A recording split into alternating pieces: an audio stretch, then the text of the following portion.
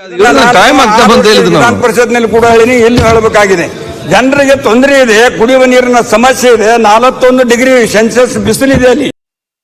ವೀಕ್ಷಕರೇ, ನಮ್ಮ ಚಾನಲ್ಗೆ ನೀವಿನ್ನು ಹೊಸಬರಾಗಿದ್ದರೆ ಈ ಕೂಡಲೇ ಚಾನಲ್ ನ ಸಬ್ಸ್ಕ್ರೈಬ್ ಮಾಡಿಕೊಳ್ಳಿ ಹಾಗೂ ಪಕ್ಕದಲ್ಲಿ ಇರುವ ಗಂಟೆ ಚಿತ್ರ ಮೇಲೆ ಕ್ಲಿಕ್ ಮಾಡಿ ಮತ್ತು ನಮ್ಮ ವಿಡಿಯೋಗಳ ಮೊದಲ ವೀಕ್ಷಕರು ನೀವಾಗಲು ಆಲ್ ನೋಟಿಫಿಕೇಶನ್ 10-15 ದಿನಕ್ಕೊಮ್ಮೆ ನೀರು ಬರ್ತಾ ಇವೆ. ಅಲ್ಲಿ ಕೆರೆಗಳು ಆಗ್ಬೇಕು. ಕೆರೆ ತುಂಬೋ ಯೋಜನೆ ಏನಪ್ಪ ಅಂದ್ರೆ 3 ವರ್ಷದ ಹಿಂದೆ ಪ್ರಾರಂಭ ಆಗಿದ್ದು ಇನ್ನೂ ಕಂಪ್ಲೀಟ್ ಆಗ್ತಾ ಇಲ್ಲ. ಅದನ್ನ ಆಗ್ಬೇಕು.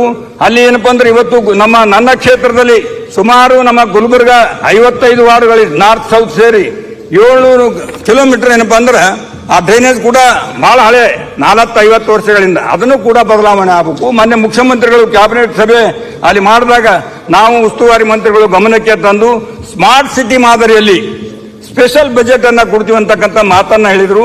ಅದನ್ನ ಬಜೆಟ್ ನಲ್ಲಿ ಬಂದಿಲ್ಲ. ಮುಂದೆ ದಯಮಾಡಿ ಅದಕ್ಕೆ ಕೊಡಬೇಕಂತ ಹೇಳಿ ನಾನು ಕಳಕಳಿ ವಿನಂತಿ ಮಾಡ್ತೇನೆ. ಸನ್ಮಾನ್ಯ ಅಧ್ಯಕ್ಷರೇ, ನಮ್ಮ ಕಲಬುರಗಿ ಜಿಲ್ಲೆ ಸಂಪೂರ್ಣವಾಗಿ ಬೆಳೀತಕ್ಕಂಥದ್ದು ತೊಗರಿ ನಾಡು ಖನಿಜ ಅಂತ ಎಲ್ಲರೂ ಪ್ರಸಿದ್ಧ ಆಗಿದೆ. ಹೋದ ಸಲ ನಮಗೆ ತೊಗರಿ ನೆಟ್ಟರೋಗ ಬಂದಾಗ ಕೂಡ ಸರ್ಕಾರ 700 ಕೋಟಿ ರೂಪಾಯಿ ಸನ್ಮಾನ್ಯ ಮುಖ್ಯಮಂತ್ರಿಗಳು, ಉಪಮುಖ್ಯಮಂತ್ರಿಗಳು, ನಮ್ಮ ಸರ್ಕಾರ, ನಮ್ಮ ಪ್ರಿಯಾಂಕಾ ಖರ್ಗೆ ಅವರು, BR ಪಾಟೀಲ್ರು, ಶರಣಪ್ರಕಾಶ್ ಪಾಟೀಲ್ರು, ನಾವು ಅಜಯ್ ಸಿಂಗ್ ಎಲ್ಲರೂ ಹೋದಾಗ ಏನಪ್ಪ ಅಂದ್ರೆ ಅವರು ಒಪ್ಕೊಂಡು 700 ಕೋಟಿ ರೂಪಾಯಿ ಕೊಟ್ಟು ಎಲ್ಲ ರೈತರಿಗೂ ಕೂಡ ಇನ್ಸೂರೆನ್ಸ್ ಮತ್ತು ತೊಗರಿ ಬೆಂಬಲ ಬೆಲೆಯನ್ನ ಪರಿಹಾರವನ್ನು ಕೂಡ ಕೊಟ್ಟಿದ್ದಾರೆ. ಆದ್ರೆ ಈ ಸಲ ಏನಾಗಿದೆ ಅಂದ್ರೆ ಒಟ್ಟು ನಮ್ಮ 8,000 ಎಕರೆಯಲ್ಲಿ 6,000 ಮೇಲ್ಪಟ್ಟು ತೊಗರಿ ಬಿತ್ತನೆ ಆಗಿದೆ ಅಧ್ಯಕ್ಷರೇ. ಅದರಲ್ಲಿ ಅರ್ಧದಷ್ಟು ಭಾಗ ಈ ಸಲ ತೊಗರಿ ನೆಟ್ಟೆ ರೋಗ ಬಂದು ಏನ್ ಸಂಪೂರ್ಣ ನಾಶ ಆಗಿದೆ. ರೈತರು ಕಂಗಾಲಾಗಿದ್ದಾರೆ. ಸುಮಾರು ಈಗಾಗಲೇ ಏನಪ್ಪಾ ಅಂದ್ರೆ ಎಲ್ಲ ರೈತರು ಬಂಡಿ ಕಟ್ಕೊಂಡು 3ನೇ ತಾರೀಕು ದಿವಸ DC ಆಫೀಸ್ ಮುಂದೆ ಬಂಡಿಯಲ್ಲಿ ರೊಟ್ಟಿ ಕಟ್ಕೊಂಡು ಬಂದು ಉಪವಾಸ ಕೂತಿದ್ದಾರೆ. ಸರ್ಕಾರದ ಗಮನಕ್ಕೆ ನಾನು 0 ಅವರ್ಸ್ ನಲ್ಲಿ ತಂದಿದ್ದೆ. ಅದು ಆಯ್ತು. ಅದಕ್ಕೆ ನಾನು ಹೇಳ್ತಕ್ಕಂಥದ್ದು ಅಧ್ಯಕ್ಷರು, ದಯಮಾಡಿ ಸರಣಿನಿಂದ ಈ 3 ತಿಂಗಳಿಂದ ಸಿದ್ದರಾಮಪ್ಪ ಹಸಿರುಂಡಿದ್ದೆ ಡಿಸೆಂಬರ್ನಲ್ಲಿ ಮೇಲ್ಕುಂತ ನನ್ನ ಮತಕ್ಷೇತ್ರದವನು ಆತ್ಮಹತ್ಯೆ ಮಾಡಿಕೊಂಡ. 200 ಬಸವರಾಜ್ ಅಂತಕ್ಕಂಥ ಕಣ್ಣಿ ಗ್ರಾಮದವನು 2 ಎಕರೆ 10 ಗುಂಟೆ ಇದೆ, 2 ಮಕ್ಕಳಿದ್ದಾವೆ, ಇನ್ನೂ ಲಗ್ನ ಆಗಿಲ್ಲ. ಅವ ಆತ್ಮಹತ್ಯೆ ಮಾಡಿಕೊಂಡ. ತೊಗರಿ ಒಣಗಿ ಹೋಗಿದೆ, ಪರಿಹಾರ ಇಲ್ಲ, ಏನ್ ಮಾಡ್ಬೇಕಂತ ಹೇಳಿ. ಒಟ್ಟು ಈ ರೀತಿ 6 ಜನ ಮಾಣಿಕರಾವ್ ಸುತ್ತಾರ್ ಅಂತಕ್ಕಂಥದ್ದು, ಅಳಂತ ತಾಲೂಕಿನಲ್ಲಿ 2, ದತ್ತಾತ್ರೇಯ ಮಂತಪ್ಪಕ್ಕಂತಕ್ಕಂಥದ್ದು, ಪ್ರಕಾಶ್ ರವೀಂದ್ರ, ಸೂರ್ಯಕಾಂತ್ ಅಂಬಾರಾಯ್, ಶರಣಸಿದ್ದಪ್ಪ, ಬಂಗರ್ಗಿ ಬಬಲಾದ್, ಈ ರೀತಿ 6 ಜನ ಸರಣಿಯಾಗಿ ರೈತರ ಆತ್ಮಹತ್ಯೆ ಮಾಡಿಕೊಂಡಿದ್ದಾರೆ. ದಯಮಾಡಿ ನಾನು ಬಹಳ ಕಳಕಳಿ ವಿನಂತಿ ಮಾಡಿಕೊಳ್ತೇನೆ. ದಯಮಾಡಿ ಎಲ್ಲ ಸದನದಲ್ಲಿ ಎಲ್ಲರಿಗೂ ಕಳಕಳಿ ವಿನಂತಿ ಮಾಡಿಕೊಳ್ತೇನೆ. ಈ ತೊಗರಿ ಏನಪ್ಪಾ ಅಂದ್ರೆ ಪರಿಹಾರ ಕೊಡ್ತಕ್ಕಂಥದ್ದು ಇನ್ಸೂರೆನ್ಸ್ ಬಂದವರಿಗೆ ಮಾತ್ರ ಬರ್ತದೆ. ಇನ್ಸೂರೆನ್ಸ್ ಇಲ್ಲದೆ ಇರ್ತಕ್ಕಂಥ ರೈತರಿಗೆ ಪರಿಹಾರವನ್ನ ತಕ್ಷಣ ಕೊಟ್ಟು ಅವರನ್ನ ನೆರವಿಗೆ ಬರಬೇಕು.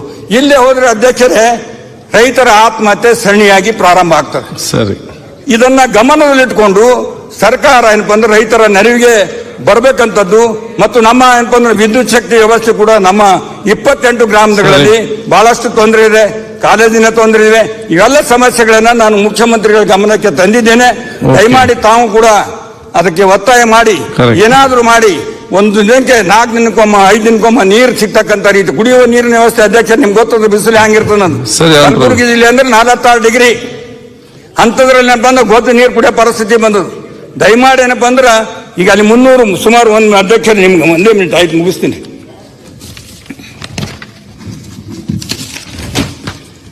1,890 ಕೊಳವೆ ಬಾವಿ, ಅದರಲ್ಲಿ 700 ನಿಷ್ಕ್ರಿಯವಾಗಿ, ಇನ್ನು 300 ಕೊಳವೆ ಬಾವಿಗೆ ಮೋಟರ್ಗಳು, ಪೈಪ್ಲೈನ್ಗಳು ಆಗಿ ಮತ್ತು 54 ಕೊಳವೆ ಬ್ಲೆಸ್ಸಿಂಗ್ ಇದೆ.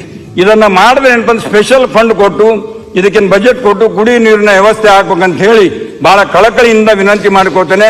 ರೈತರ ಏನಪ್ಪಾ ಅಂದ್ರೆ ತೊಗರಿಯ ಪರಿಹಾರ ಕೊಡ್ಬೇಕಂತ ಹೇಳಿ ಕೂಡ ತಮ್ಮಲ್ಲಿ ಕಳಕಳಿಯಿಂದ ಮಾಡ್ಕೋತೇನೆ. ಸಿದ್ದು ಸೌದಿ ಅವರ ಪಾಪ ಬಹಳಷ್ಟು ರೈತರ ಬಗ್ಗೆ ಕಳಕಳಿಯಿಂದ ಹೇಳಿದ್ರು. ಇದು ಎಲ್ಲರೂ ಸೇರಿ ಮಾಡ್ತಕ್ಕಂಥದ್ದು. ಆ ಪಕ್ಷ ಈ ಪಕ್ಷ, ಆ ಮುಖ್ಯಮಂತ್ರಿ ಈ ಮುಖ್ಯಮಂತ್ರಿ ಅಲ್ಲ. ರೈತ ಇದ್ರೆ ದೇಶ ಉಳಿತದೆ. ರೈತರ ಏನಾದ್ರೂ ನಾವು ಕೊಂದ್ರೆ ದೇಶ ಉಳಿಯೋದಿಲ್ಲ. ಏನಪ್ಪಾ ಅಂದ್ರೆ ಇವತ್ತು ಎಲ್ಲ ಟಾಟಾ, ಬಿರ್ಲಾ, ಅದಾನಿ, ಅಂಬಾನಿ ಎಲ್ಲರೂ ಬದುಕ್ತಾ ಇದ್ದಾರೆ. ಒಂದು ಟ್ರ್ಯಾಕ್ಟರ್ ಆಗ್ಲಿ, ಇವತ್ತು ಫರ್ಟಿಲೈಸರ್ ಫ್ಯಾಕ್ಟರಿಗಳಾಗ್ಲಿ, ಇವತ್ತು ಬೀಜ ಗೊಬ್ಬರ ಆಗ್ಲಿ, ಎಲ್ಲವನ್ನ ರೈತರ ಮೇಲೆ ನಡೀತಕ್ಕಂಥ ಈ ದೇಶ. ರೈತರಿಗೆ ಏನಪ್ಪಾ ಅಂದ್ರೆ ನಾವೆಲ್ಲರೂ ಕೂಡಿ ಸಹಾಯ ಮಾಡ್ಬೇಕಂತ ಹೇಳಿ ದಯವಿಟ್ಟು ಇದೊಂದು ಸಲ ಏನಪ್ಪಾ ಪರಿಹಾರ ಕೊಟ್ಟು ಮುಂದೆ ಘೋಷಣೆ ಮಾಡ್ರಿ. ಇನ್ಸೂರೆನ್ಸ್ ನಾವು ಪರಿಹಾರ ಕೊಡಂಗಿಲ್ಲ ಅಂತ ಹೇಳಿ, ಪರಿಹಾರ ಕೊಡಂಗ ಎಲ್ಲರೂ ಕಂಪಲ್ಸರಿ ಕಟ್ತಾರೆ. 2% ಅಧ್ಯಕ್ಷರೇ, ಆ 2% ಸರ್ಕಾರ ಕಟ್ಟಿಬಿಟ್ರೆ ಮುಗಿದೋಯ್ತು. 6,000 ಮಂದಿ ರೈತರ ಬೆಳೀತಕ್ಕಂಥ ರೈತರಿಗೆ 2% ಏನಪ್ಪಾ ಅಂದ್ರೆ ಇನ್ಸೂರೆನ್ಸ್ ಎಲ್ಲೆಲ್ಲೋ ಯಾರ್ಯಾರಿಗೆ 16,000 ಕೋಟಿ ಅದಾನಿ ಅಂಬಾನಿ ಅಂತವ್ರು ನಾವು ಮನ್ನಾ ಮಾಡ್ತೀವಿ. ಆಯ್ತು, ವಿಷಯ ಹೇಳಿದ್ದೀರಿ. ದಯಮಾಡಿ ಏನಪ್ಪ ಅಂದ್ರೆ ಅದನ್ನ ಕಟ್ಟಿದ್ರೆ ಏನಪ್ಪ ಅಂದ್ರೆ ರೈತರಿಗೆ ಇನ್ಸೂರೆನ್ಸ್ ಬರ್ತದೆ, ಅವ್ರ ಬದುಕು ಹಸನಾಗ್ತದೆ, ಯಾರು ಆತ್ಮಹತ್ಯೆ ಮಾಡ್ಕೊಳ್ಳೋದಿಲ್ಲ. ದಯಮಾಡಿ ಇದನ್ನ ಬಹಳ ಕಳಕಳಿಯಿಂದ ಏನಪ್ಪ ಅಂದ್ರೆ ಈ ಸದನದ ಮೂಲಕ ತಮ್ಮ ಮೂಲಕ ನಮ್ಮದೇ ಆದಂತ ಸರ್ಕಾರ ಹೋದ್ ಸಲ ಕೊಟ್ಟಿದೆ, ಯಾರು ಕೊಟ್ಟಿದ್ದಿಲ್ಲ, ನಮ್ಮ ಸರ್ಕಾರ ಕೊಟ್ಟಿದೆ, ಇದು ಸಲನು ಕೊಡ್ಬೇಕಂತ ಹೇಳಿ ವಿನಂತಿ ಮಾಡ್ಕೊಳ್ತೇನೆ ತಮ್ಮ. ಆಯ್ತು. ಶ್ರೀವಾಸ್ತವ ಮೈಸೂರು.